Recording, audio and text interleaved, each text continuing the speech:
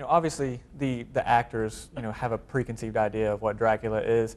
Catherine, how do you deal with preconceptions or preconceived notions of Dracula when writing this? Good question. Oh, wow. I try to take all those off. Any labeling of a character, like this character is evil or this character is good. If you remove that, and I know actors have to do that as well, but if you take those off, it comes down to this, and this is what I think can make really great theater is what does that character want?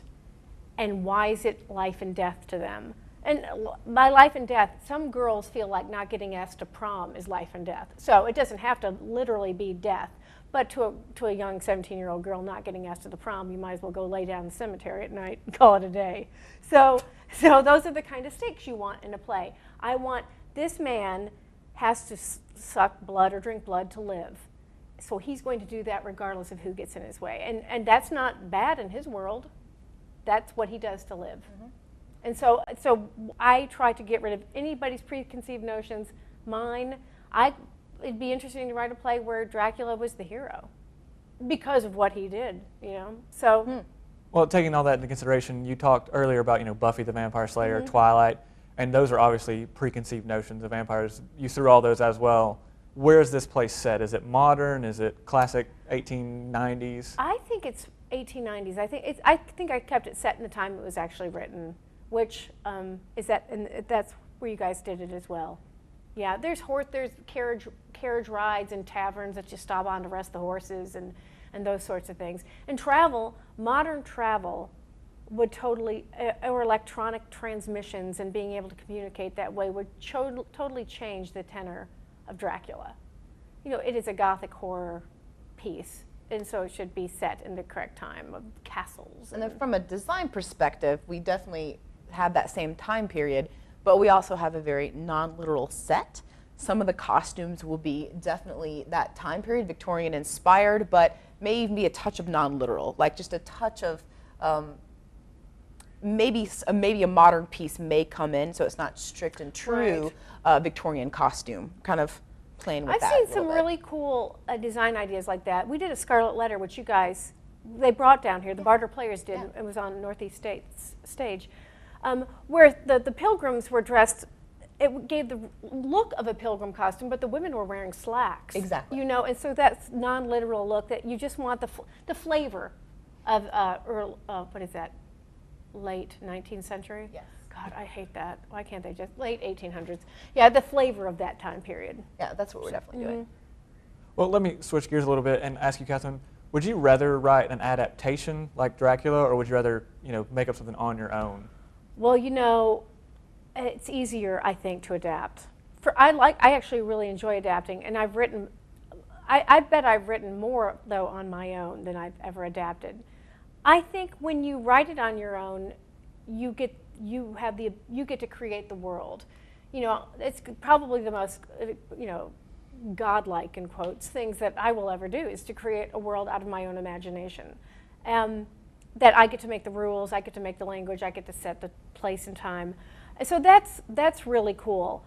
On the other hand, adapting means maybe I don't have to work as hard. So it's 6 of one, half dozen of another. Where I am in the year writing, I'm like, oh, I'm so tired. I don't want to think of anything else. Let me adapt this book. It will be easier to adapt this story. You still have to pull out. You still do your work, and you don't have as much freedom. But there's some kind of, it's kind of refreshing to have structure already in place for you. I'd have to say it's half and half. Well, Elizabeth, let me ask you: would you rather direct, an adaptation of a classic play or something brand new, out of the box? Well, how do you feel about that? As an actor, I was lucky enough to be a part of so many brand new productions of plays that no one had ever done before. Several of yours and other ones, I was very lucky. That's really fun because no one's saying, oh, I liked when so-and-so did that part way nice. And as far as directing goes, gosh, it's rare that a college in particular will have a chance to work on a world premiere. So it's nice that, it's familiar material, which means some people gotta have expectations of gore and blood and tons of effects. So I am a little worried about that, meeting people's expectations, which are probably very different than what we're going to see. It's a great show, but people may want stakes, blood pouring, pools, you know. And we're not quite there. But it is exciting to be a part of new material, and I think the actors are really excited about that challenge in particular. Did you tell them what they said about some people didn't know who Dracula was? Oh, right. Yeah, I've had surprising number of people since this summer call me up and not know what Dracula is. Not like, what is this Dracula you speak of? Not, yeah, I mean, it's been like, they know True Blood, they know Buffy, they know Twilight. Team Edward, vampire is no longer synonymous with Dracula, like I think it's always been. Sure. It's always been the thing for centuries. So I'm excited about maybe introducing people, having this chance to like, back to the literary classic. Mm-hmm. You know? It's good to bring them back around. Yeah, pop culture icons, Dracula. This is the man, Count Chocula. Cereal came from that. Sesame Street. Yeah, oh yeah, the Count. The Count. Oh, that's right. Mm-hmm. Of Well, course. what can we expect from the Northeast State production of this, Elizabeth? You know, We're gonna. We have a new technical director / designer this semester, who's actually an alumni from Northeast State.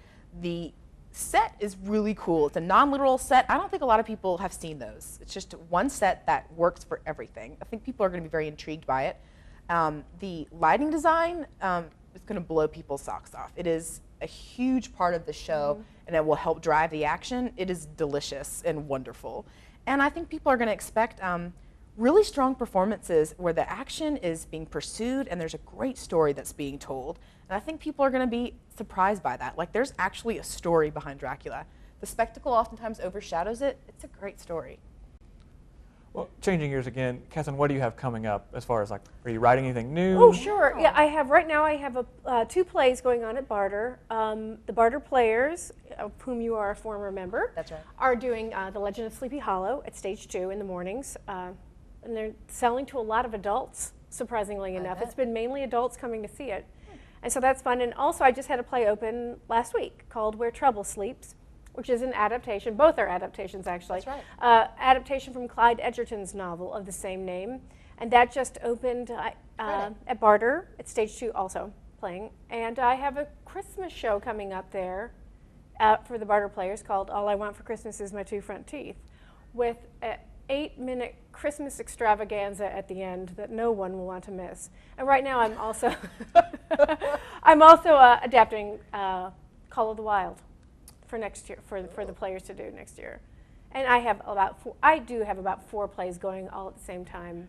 My little brain is feverish with activity.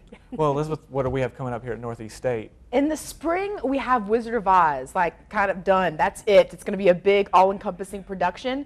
So we're pretty excited about that. We may have some smaller projects, but they're in the works right now. But our big one, Wizard of Oz, the opposite of Dracula, right? Yes. The exact opposite. Exact. Well, Catherine, let me get you with this question. What advice do you have for aspiring playwrights or actors in general? Well, for actors, I always for actors that's not really my territory. For actors, I would say read every play you could get your hands on. Go see every production of live theater that you can get your hands on, whether it's here at ETSU, at Barter, anywhere you can see it. Figure out what you like about it, what you don't like about it, and then be fearless in spite of the fact that you're getting in a profession which is one of the hardest in the world. The only one that's harder is playwriting. But that doesn't mean somebody shouldn't do it. My education wasn't formal. I went to college for something totally different. And I would say read as many plays as you can, see as many as you can, determine what you like about those plays, and figure out how to do it yourself. And listen to your own natural voice. So, and keep at it and be prepared to slog ahead. And if it doesn't kill you, if you can persevere, you'll probably be a success. It's just persevering. And that's for acting as well, I think. They're 2 of the hardest professions. At least the actors have a union, though. That's true. You'll get paid. That's true. Elizabeth, do you have any advice for aspiring directors, actors? Well, what you said, I concur. No, the best thing is I wish someone had pressed me more to read more and to develop my own opinions faster and sooner when I was younger. Reading plays, reading books about what other actors think about acting, reading plays about what directors think about directing. Honestly, reading and watching live theater is, there's not a better way to research. Well, thank you for your time, and thank you, Ms. Sloan and Ms. Bush. We'll be back in just a moment to wrap up Direction Northeast. I don't train like you. I don't have the same skin as you. I don't wear my hair like you. I don't dance like you. I don't come from the same place as you. But I will give you CPR.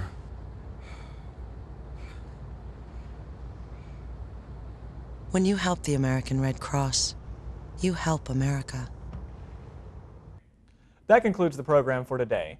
We met Northeast State Director of Theater Elizabeth Sloan and playwright Catherine Bush. We learned about the theater program and their adaptation of the play Dracula.